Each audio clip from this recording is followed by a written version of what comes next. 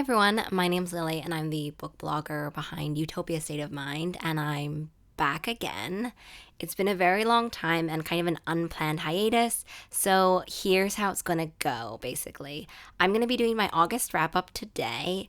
I am going to be filming a June and July favorites, not really a wrap up necessarily, where I tell you some of my favorites and also kind of what was going on in June and July, but that will be the next video. So today it's just August, just what I've been doing in August, and that's going to be kind of this mini catch up, and then the catch up part 2 will be in June and July, and I'll explain a little bit more about what you can expect going forward on this channel. So for August, it was kind of a weird month where like half of it was a little bit of a vacation and half of it was a catch up because you had vacation. So I felt like this is something I've been trying to work on all year, but I felt like the vacation part for me at least was kind of like I should be doing work. I'm not doing work. It's going to be a lot to catch up on. And then the catch up part of August was, yes, this has been a lot to catch up on.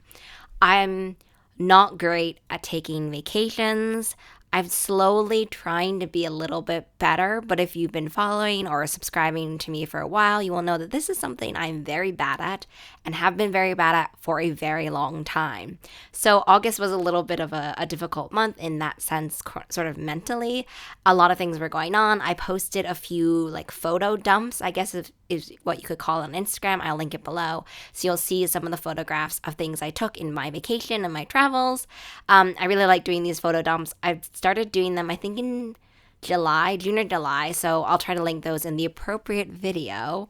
But you can kind of see what I've been up to. I know that normally I start off with kind of what I've been making since I was on vacation. I wasn't really doing anything much. My goal for the summer, which is a weird goal for summer, was to finish crocheting my first ever top for summer. I love how I finished it though at the middle point of August when summer kind of is almost over. If anything, these goals for these pieces should be for the next season. So my summer goal should have been to get my fall sweater, my fall piece done. Not true. I'm just starting my fall piece now.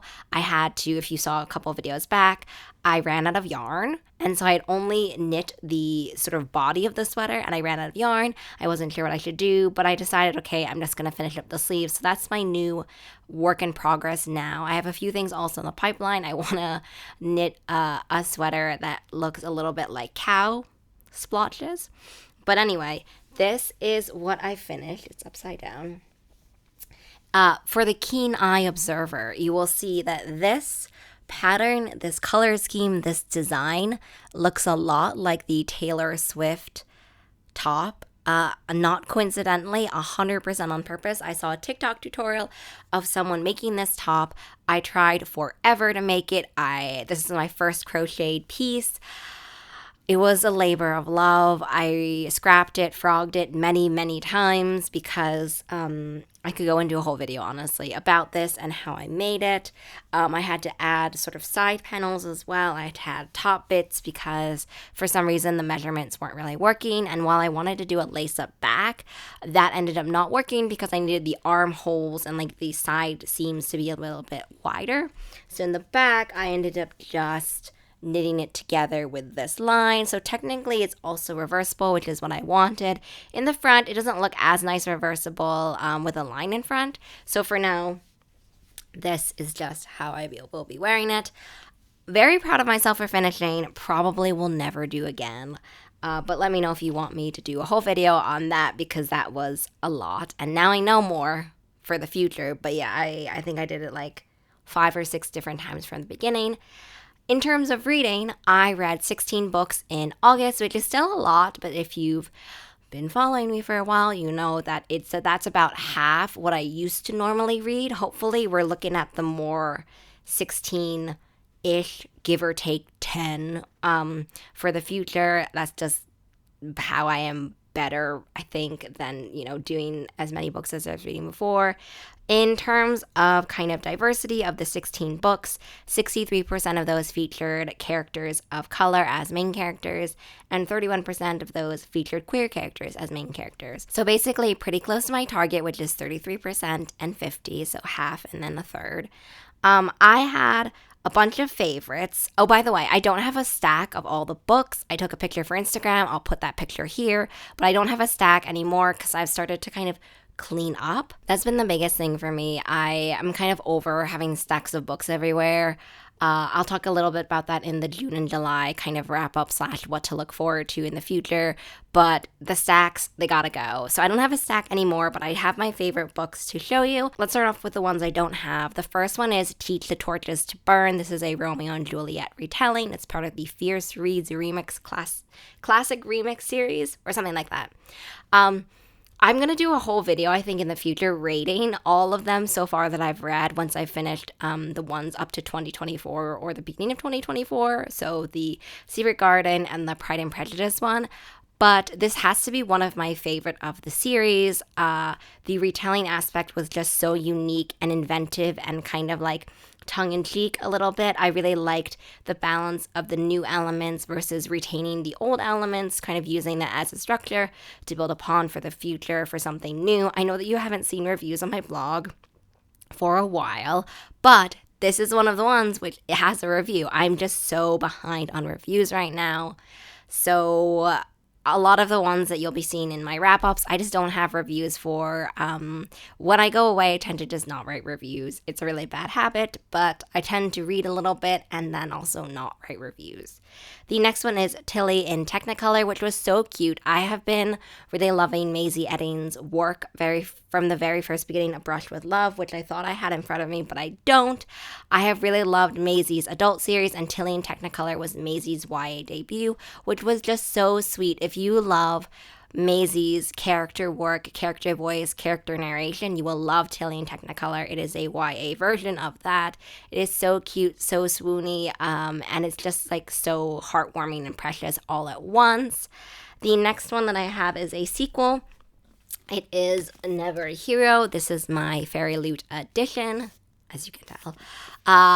This was fantastic. I know that there's a tendency, since this is the second book in a trilogy, for what I like to dub second book syndrome.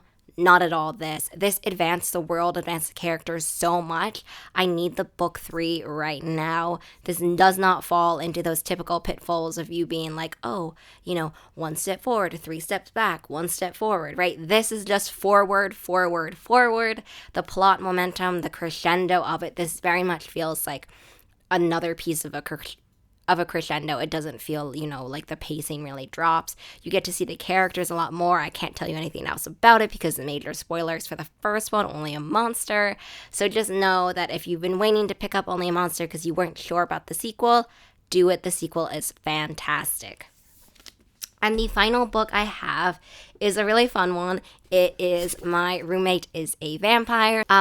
My Roommate a Vampire is so fun. It's something which is like so uniquely describable, I guess. So basically it is, if you love vampires, rom-coms, and also, vampires who are kind of stuck in the times. I don't really know how to describe it better than that. But it basically, from the title alone, as you can guess, someone who, ends up being roommates with a vampire. So the title kind of says it all. It is fun. It is swoony. It is all from Cassie's perspective. Cassie is the main character, also the human. But what I loved about My Roommate is a Vampire as well is that there are some bits, letters, text exchanges, diary entries that are from the perspective of Frederick, who is the vampire. I just thought that was such a cute way of bringing in a little bit of Frederick's personality in a way that Cassie doesn't necessarily see at the beginning or doesn't, know how to figure out Frederick's nature. It was this really fun way to see a little bit more about that character in a way that you wouldn't necessarily from just first perspective. This was just really fun and entertaining. I think I read it in a few days. I've been having kind of an off reading month, reading summer basically. So I'm really gravitating towards anything that really just keeps my attention. I've been kind of having books where normally I think that I would have loved them. Normally I think that I would have just kept reading and reading and reading. But some of them, because of my mental state, because of, where I am at the moment, it just feels like a little bit more plotting, and it's entirely a my perspective, my timing, my place kind of thing at the moment. It's not necessarily about the book. So these are my favorites, which kind of broke through that kind of brain mental emotional fog essentially, and so I know that these aren't as many favorites as I normally do, but I can tell you that these ones were fantastic. There were so many also ones which I really, really enjoyed that also broke through, but these are my stellar recommendations from August. So I hope that you will stay tuned for next week to see my June and July kind of wrap up, but also what's coming out or what the future of the content here will be like. And I will hopefully see you in the next video.